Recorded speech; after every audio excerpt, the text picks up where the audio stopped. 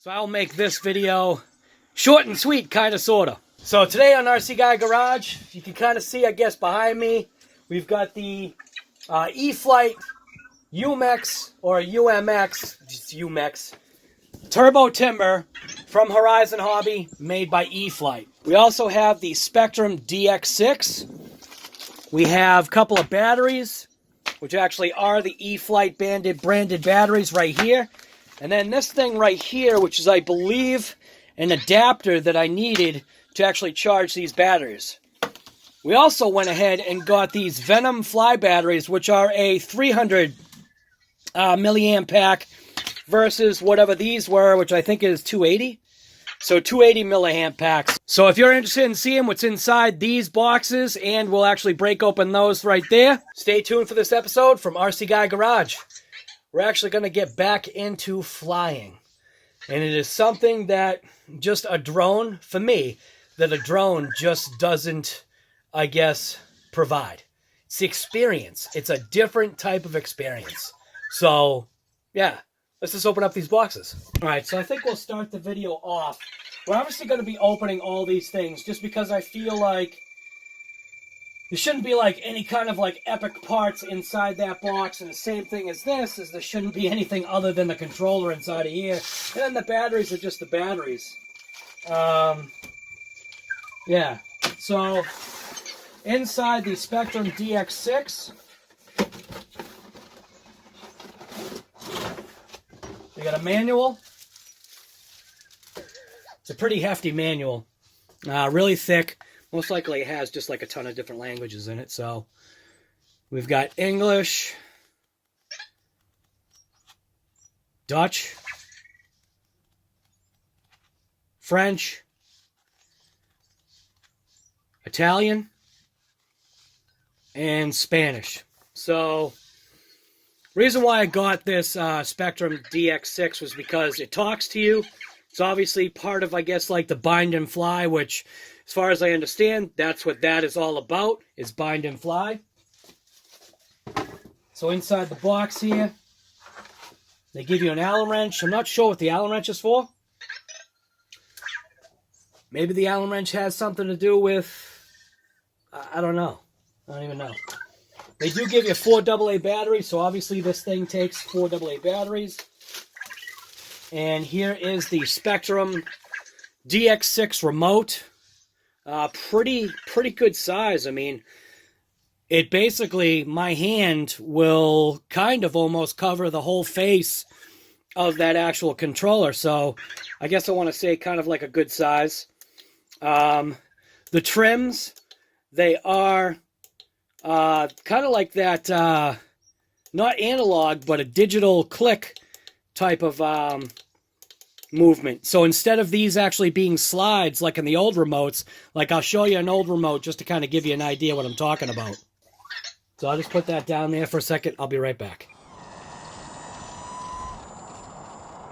So this right here is my old Futaba T6XAS, which was also a digital, but we're working off of 72 megahertz, and it is still charged. Isn't that crazy?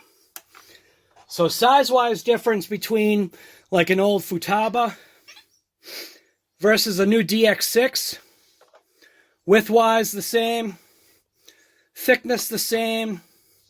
Height is where it changes because they give you a larger LED display rather than the small LCD crystal display that was right there. Controls pretty much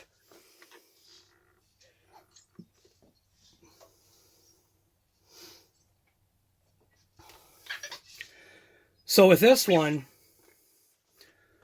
with the Futaba, it has those small incremental detents that you can actually feel in the actual throttle.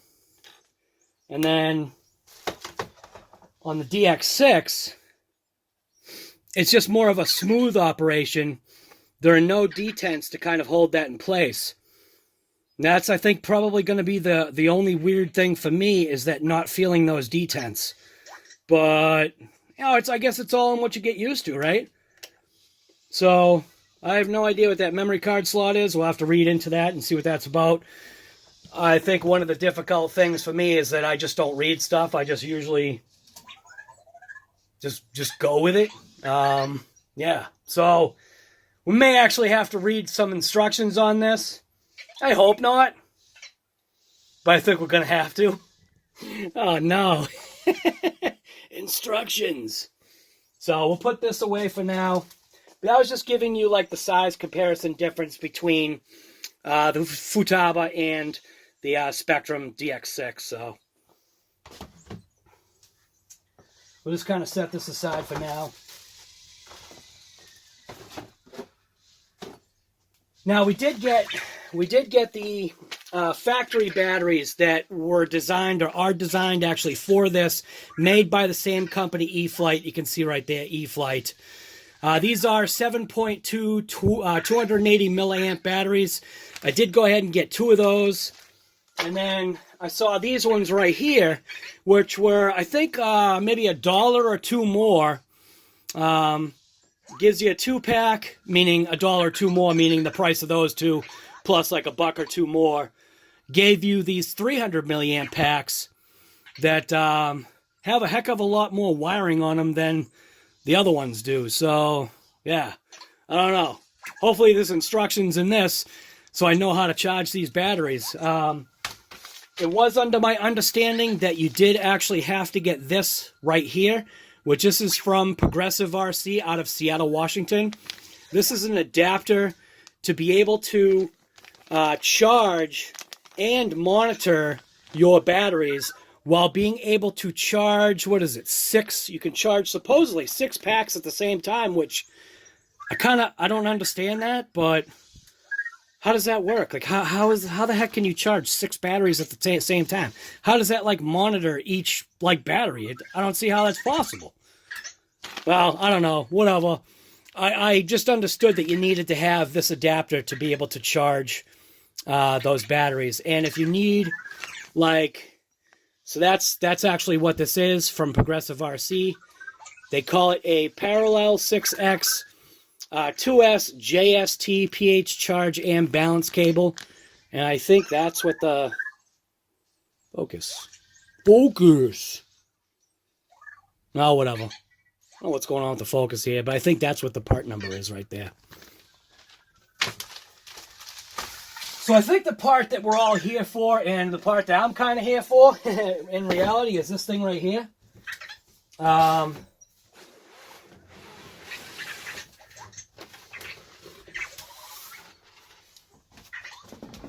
For the plane.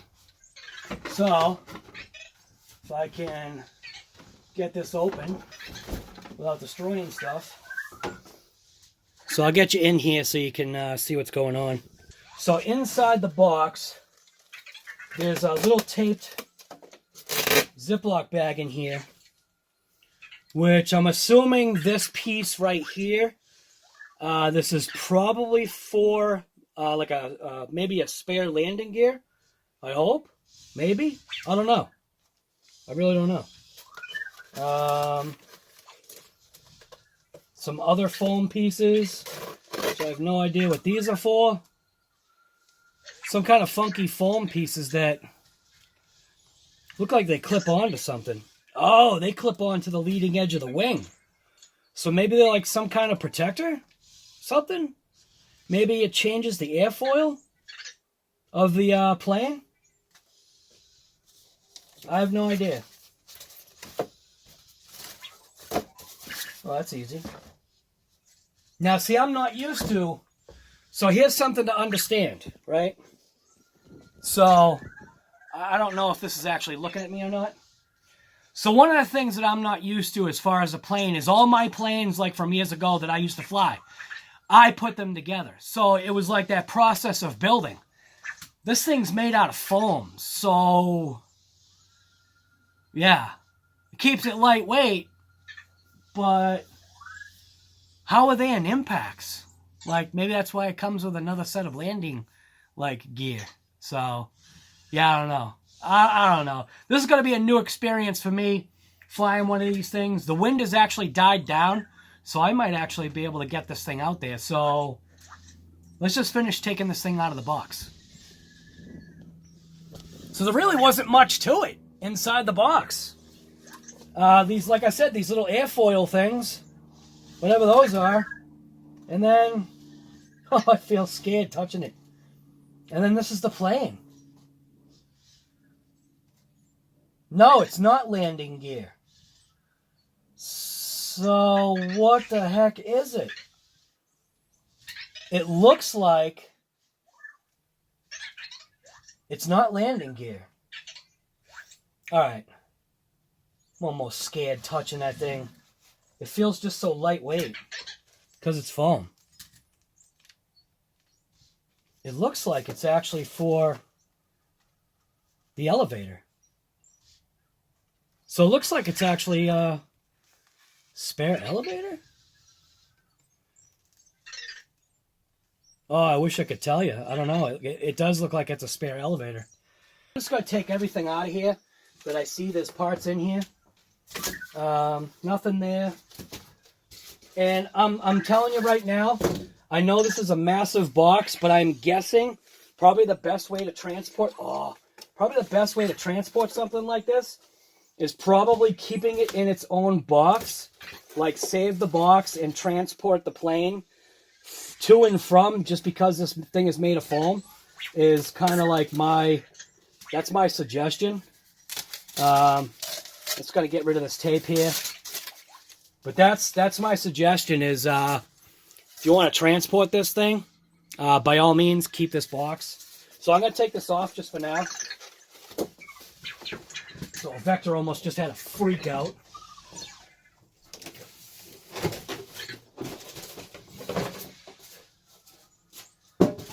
So there's nothing else that I can see inside.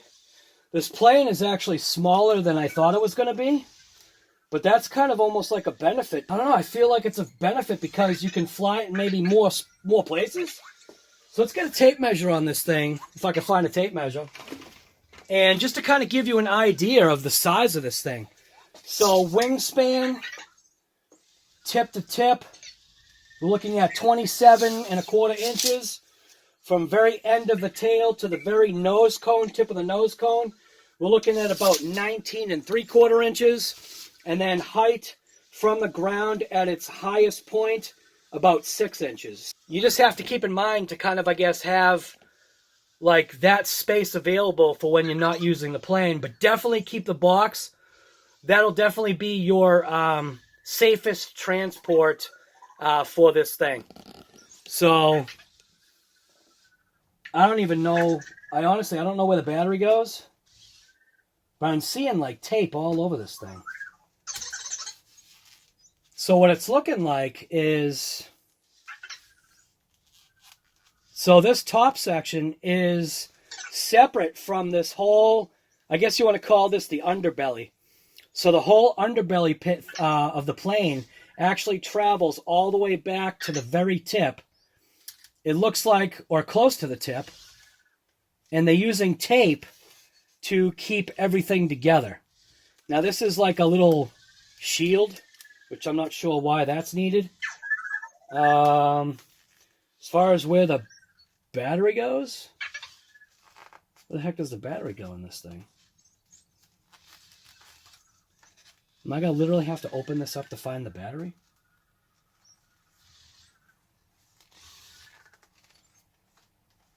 Yeah, it looks like I'm going to have to like... Where's the battery go? The battery's got to go in here.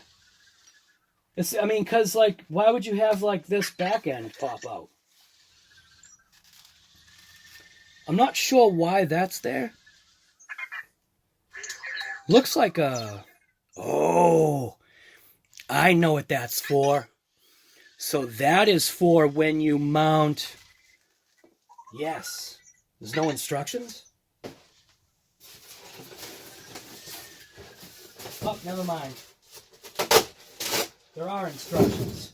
So the instructions were actually taped to the underside. So, let's just open up this bag here and see, how do I put the battery in this thing?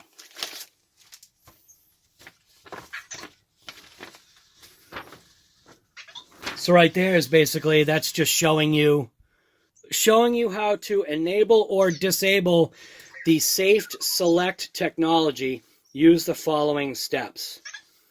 So power on the transmitter, power on the aircraft, hold both transmitter sticks to the outsides, bottom corners, and toggle the gear switch 5 times.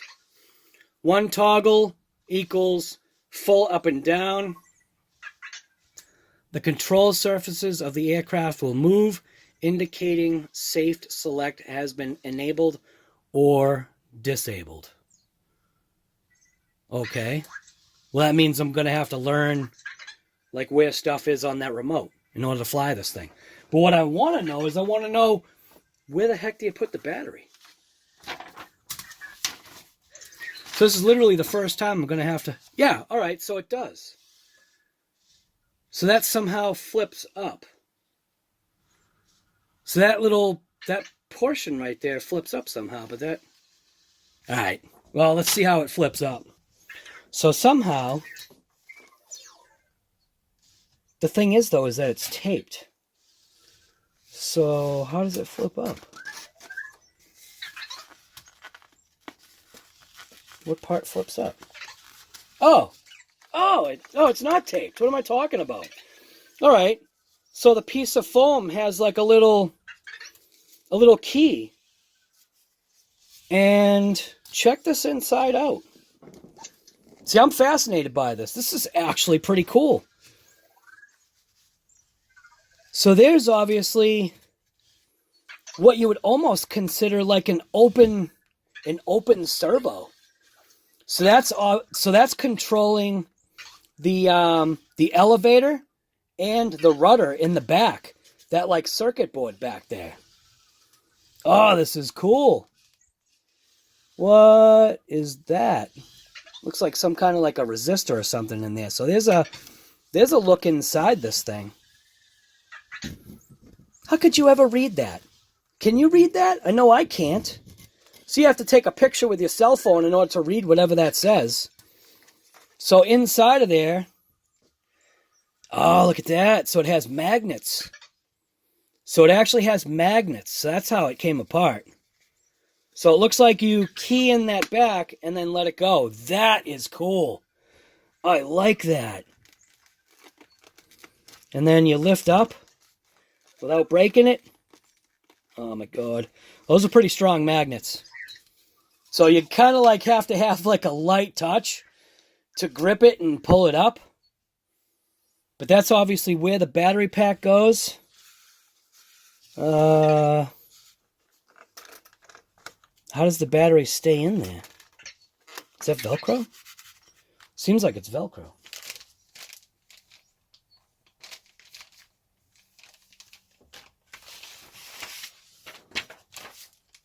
They didn't put any Velcro in here. Right? That's Velcro, right? Yeah, that's like Velcro. But they didn't give me any Velcro. So now I got to open up the manual again to find out. Oh, never mind. All right, I'm being dumb. So inside the pack, they actually give you 1 Velcro strip.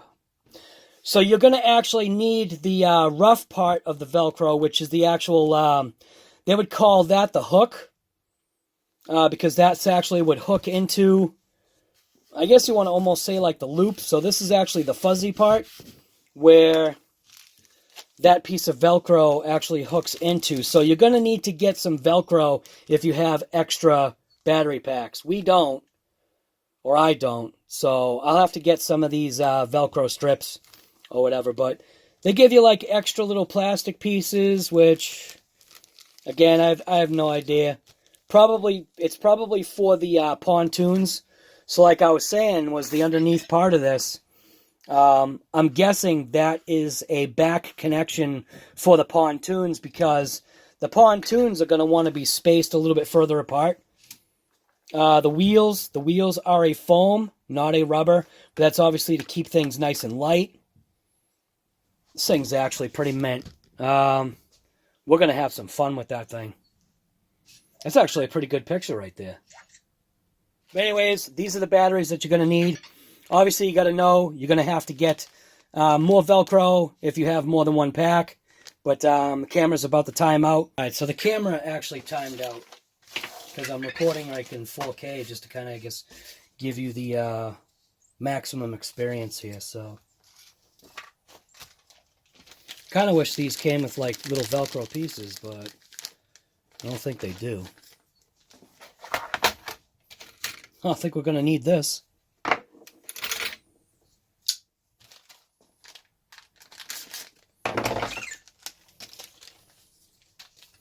I was just checking to see if, like, somehow they gave, like, Velcro in here, but they didn't. Nah. Well, here's the tiny little pack that goes in there. Obviously, you fix it in there and you put Velcro on, and probably best to have the pack facing that way, I'm guessing.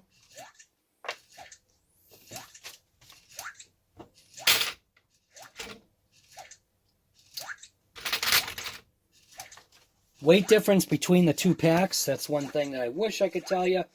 I really can't. Oh, going down. So these guys don't give you any Velcro either. But they do give you an instruction booklet, I guess, to tell you how to charge it. Oh, look at that! Venom stickers inside the Venom pack. Oh, I like that. That's cool. So I might put those on the plane. I don't know. Oh, wait a minute. The other batteries did come with an instruction booklet. But these guys, they also give you kind of like an advertisement inside from Venom. So you get Venom chargers, power accessories, battery safety sacks. I don't know what else is here. Battery safety sacks. What, I'm missing some stuff here? Yeah, I really messed this thing up. Drive packs. UAV drone packs. FPV packs. And then airsoft packs. Yeah, and then they obviously have Facebook, Instagram, and YouTube. But anyways, they do kind of give you some nice foam inside of those Venom packs, which you could probably use like in something else. I always hold on to all these foams for something. But we're actually back on this aircraft right here. We're all set with this. We are going to have to charge up one of these batteries, so we should throw it on the charger right now. And we will make use of this Progressive RC parallel cable, which, hey, regular packaging. So it'll be interesting to, like, I've never used an adapter like that before because I've never used tiny little packs like that. Now, what I wonder is because of this battery charger that I do have, I probably didn't even need to get this. Because I'm guessing something on here would have charged these batteries. Maybe not. Nah, I guess not. Nope. Alright, so we kind of did need this. So you've got the positive and negative lead. We're going to plug it into this side right here.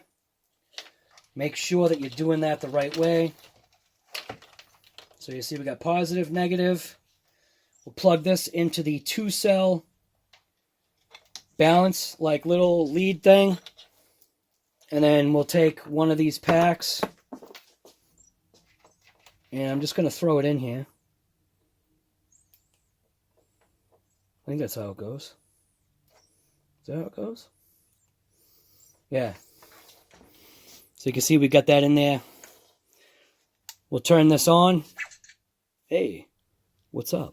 Look at that. I can be like in... Oh, how about if I plug it in first? Hey, there we go. Hey, what's up? So we are on, obviously, channel 2. So we'll go to channel 2. Should auto recognize. We'll hit LiPo. You can see it automatically recognizes it as a 2S pack. You can see my charge current is at 10 amps. So 10 amps. charging that little pack. Oh no, my thing is loose. Try it again. Channel 2, LiPo, start. And you can see it's sensing right now what the pack is going to take. So even though I have it set for 10 amps, it's only charging its current at 1.1, 1.2. And that's why I love this charger. We can check the individual cells. We can see that it's already, wow, it's already pretty much 100%. So, man, that means I'm going to have to learn how to fly today. It's like this thing's putting me on the spot, man. Well, actually, it's balancing it out. All right. So, yeah. Whoa. I can't tell whether if I'm in frame or not. I think I am. So this is a video, obviously, about, kind of like a combination video about the E-Flite Turbo Timber, which I bought this for a very specific reason. One of my clients, he's basically like my grandfather. I'm going to take him flying. He used to fly when he was younger, you know, solo flight, and obviously he would fly family around in a Cessna plane. I think it was a Cessna. Yeah, and he's 95 years old. He actually just turned 95 this month, and I'm taking him flying. He does have a whole bunch of gas-powered planes that are hanging from his garage ceiling. But he hasn't flown in years, and he's converted everything to electric. But ever since the conversion, he just never flew again. So, I mean, he's on a timetable. He's on a ticking time clock. And I think the only thing that is a drawback or a negative right now is that obviously I don't have the coronavirus or COVID, but I did have some type of a flu like a month ago or whatever, and I just don't want to get him sick. So what's messing it up is it's making it so that I can't take him flying. So I hope that, you know, I'll be able to figure something out. What I may do is I may just give him a call and say, hey, come on, let's go. Or I'll go to his house and I say, you jump in your car. We're going to go right down the street. We'll go to an airfield, a cleared out field, and I'm going to take him flying. So for now, I'm going to throw the batteries inside of this thing. You can see that battery is basically like ready to rip already. And I am going to take it out front because the wind right now seems to have died down outside. Let me see, is that still rolling? Yeah, it's still rolling. So I have to check and see if it's still rolling. So the wind has died down outside. So I think what I'll do is I'll take it out for its maiden flight. I got to figure out like how, you know, all this stuff works. Like obviously this is a different setup than, you know, what I'm used to, because what I was used to was this thing for flying. And to let you like understand, 10 years ago was when I was flying. That is what the battery charge is on 10 years ago. Maybe even plus. So, isn't that insane? That does go to show you at least the quality like in these older Futaba radios. But it also has the mile-long antenna, you know, the eye poker. So like I always say, if you're interested in seeing or watching content from this channel, RC Guy Garage, I am also What's Up Guy Garage. That was my original channel. That's going to have like a whole bunch of other stuff on it. So whenever I do What's Up Guy Garage stuff, it's going to be like automotive and just like any kind of like anything else other than RC. When it's RC, obviously it's RC Guy Garage. I think a lot of you know who I am. If you don't know who I am, subscribe to the channel. You might like the content. Throw me a thumbs up on the video if you would. It's going to help me grow my channel.